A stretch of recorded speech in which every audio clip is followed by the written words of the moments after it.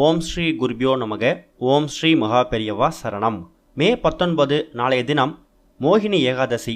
இந்த ஒரே ஒரு விளக்கை உங்கள் வீட்டில் ஏற்றி பாருங்க. உங்கள் வாழ்க்கையே தலைகீழாக புரட்டி போடக்கூடிய அற்புதமான ஏகாதசி வழிபாடு. வைகாசி மாதத்தில் வரக்கூடிய வளர்பிறை ஏகாதசி திதி அன்னைக்கு தான் பெருமாள் மோகினி அவதாரம் எடுத்ததா புராணங்களில் சொல்லப்பட்டிருக்கு. அதனால் இந்த ஏகாதசியை மோகினி ஏகாதசின்னு சொல்லுவாங்க.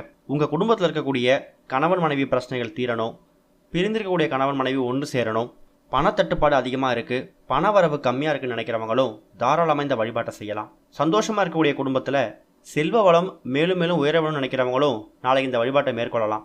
நாளைய தினம் வீட்டில் இருக்கக்கூடிய பெண்கள் செய்ய வேண்டிய வளர்பிறை இந்த மோகினி ஏகாதசி வழிபாட்டை பற்றி தான் இந்த பதிவில் விரிவாக பார்க்க போகிறோம். வீட்டில் இருக்கக்கூடிய பெண்கள் நாளைக்கு அதிகாலை வேலையேந்தி சுத்தபத்தமாக குளிச்சுட்டு பக்கத்தில் இருக்கக்கூடிய பெருமாள் கோவிலுக்கு போயிட்டு வழிபாடு செய்யணும்.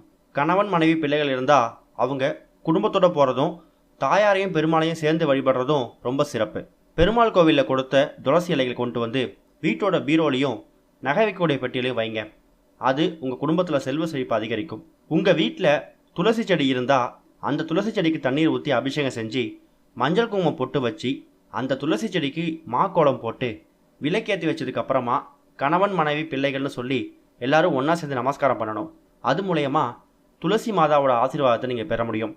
அதோடு சேர்த்து பூஜை அறையில் இருக்கக்கூடிய பெருமாள் மகாலட்சுமி தாயார் உருவப்படம் இருந்துச்சுன்னா, இல்லை பெருமாள் ஃபோட்டோ இருந்தாலும் பரவாயில்ல, துளசி இலைகள் வாசம் இருந்த பூக்களால் அலங்காரம் பண்ணி நீங்கள் விளக்கேற்றி பூஜை பண்ணணும்.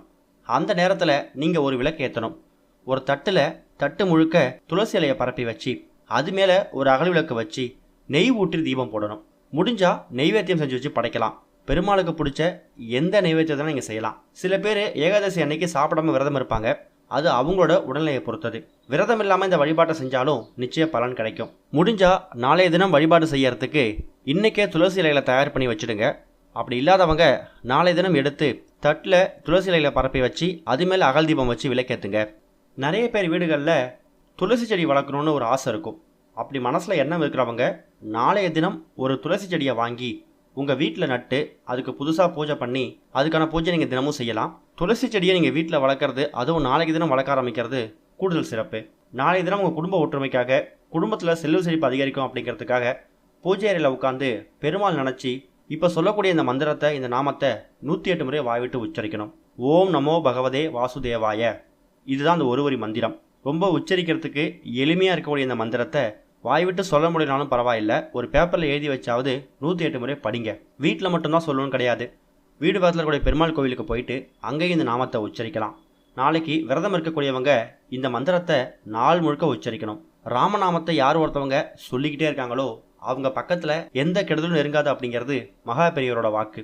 நாளைய தினம் இந்த மோகினி ஏகாதசி சொல்லக்கூடிய இந்த நாட்களை விரதம் இருந்து பெருமாளோட அனுகிரகத்தை பெறது மூலியமா உங்களோட கர்ம வினைகள் குறையும். அதில் எந்த சந்தேகமும் கிடையாது.